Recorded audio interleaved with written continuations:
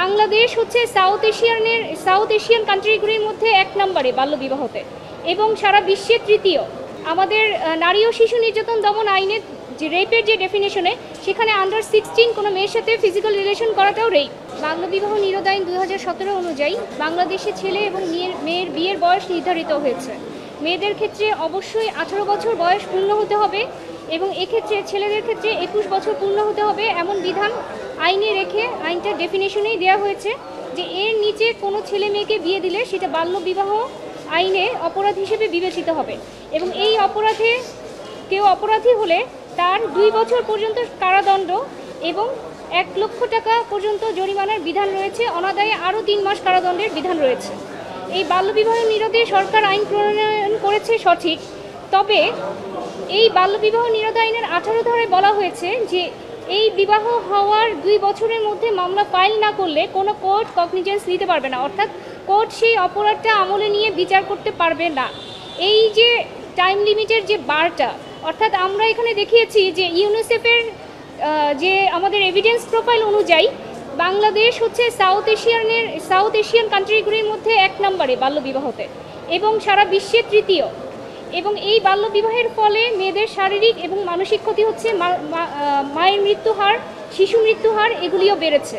উপরন্ত আমাদের নারী ও শিশু নির্যাতন দমন আইনের যে রেপের যে ডেফিনেশনে সেখানে আন্ডার 16 কোনো মেয়ের সাথে ফিজিক্যাল রিলেশন করাটাও রেপ। তো এই যে জটিলতাগুলো অ্যারাইজ করতেছে বাল্যবিবাহ থেকে, পরবর্তীতে যদি কোনো মেয়ে মামলা ফাইল করতে চায় তার 18 বছর পূর্ণ হওয়ার পরে অথবা সে পর্যাপ্ত সময়ের পরে, তো সেক্ষেত্রে যদি দেখা যায় 2 বছর পার হয়ে গেছে তখন কিন্তু তিনি তার সাথে হওয়া বিচার চাইতে পারছেন না। এই বিষয়টাকে আমরা চ্যালেঞ্জ করে হাইকোর্টে রিট পিটিশন ফাইল করি। আজকে মাননীয় বিচারপতি কাজী জিনাত হক এবং মাননীয় বিচারপতি আইনুন নাহার সিদ্দিকার দ্বৈত বেঞ্চ শুনানি শেষে এই 18 ধারা অর্থাৎ বাল্যবিবাহ নিরোধ আইনের যে সময়সীমার বাধাটা সেটা কেন অসাংবিধানিক ঘোষণা হবে না এই মর্মে রুল ইস্যু করেন। এটা আমি নিজেই চ্যালেঞ্জ করেছি এবং এর মূল বিবাদী হচ্ছে মিনিস্ট্রি অফ ল এবং ministry of women and child affairs, এছাড়াও মিনিস্ট্রি অফ হোম অ্যাফেয়ার্সকেও এটার বিবাদী করা হয়েছে। অর্থাৎ আইন মন্ত্রণালয়,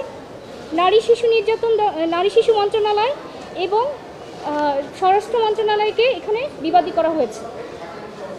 এটা থাকলে মূলত যে সমস্যা হচ্ছে, একজন নারী যখন একজন শিশু, এই অপরাধগুলো হচ্ছে একজন শিশুর সাথে, যেহেতু আন্ডার 18 হলেই সেটা বাল্যবিবাহ। তো কারো যদি 11 বছর 13 বছরে বিয়ে হয়, সে 18 বছর হলে তো সে মামলা করার সময়ই পাচ্ছে না। এমনকি হতে পারে যে এই অপরাধগুলো তো আসলে সাধারণত লুকিয়ে গোপনে করা হয় এবং বাল্যবিবাহের ফলে অনেকেই রেজিস্ট্রেশনও করে না, পরবর্তীতে সেই নারীকেও অস্বীকার করে, সেই বাচ্চাকেও অস্বীকার করে, যেগুলো নিয়ে তাকে পরবর্তীতে কোর্টে এই বাচ্চার পিতৃ পরিচয় নিয়েও ঘুরতে হয়, তার নিজের স্ত্রীর অধিকার নিয়েও ঘুরতে হয়। এবং আমাদের দেশে 51% নারী বাল্যবিবাহের শিকার। তারা শিশু থাকা অবস্থায় তাদের সাথে যে অপরাধ হয় সেটা যদি 2 বছর পর্যন্ত টাইম বার করে দেওয়া হয়, তাহলে তাদের যে ইনক্যাপাসিটি, অর্থাৎ তারা যে সঠিক সময়ে মামলা দায়ের করতে পারলো না, সেই বিষয়টাকে কোর্ট আসলে তাদের ইনক্যাপাসিটিটাকেই তখন দেখা যায় যে আইনে বার করে দিচ্ছে। এখন একজন শিশু 11, 12, 13 বছর বয়সে তার আসলে মামলা করার ক্যাপাসিটি থাকে না। সেই বিষয়ে ভিকটিম হলেও তার ওই পর্যাপ্ত জ্ঞান, সুযোগ, সময় থাকে না যে সে 2 বছর সময়সীমার মধ্যেই মামলা করতে পারবে। অতএব বিধানটা যখন আনকনস্টিটিউশনাল হিসেবে রুল ইস্যু করেছে, আমরা এটা পরবর্তীতে চূড়ান্ত শুনানির জন্য প্রস্তুত করব এবং বিবাদীরা এসে এই বিষয়ে জবাব দিবে। এই বিধানটা থাকাটা আসলে শিশুদের সাথে যে অপরাধ হচ্ছে সেই বিষয়ে একটা বাধা সৃষ্টি করছে কোর্ট কগনিজেন্স দিতে, বিচার করতে।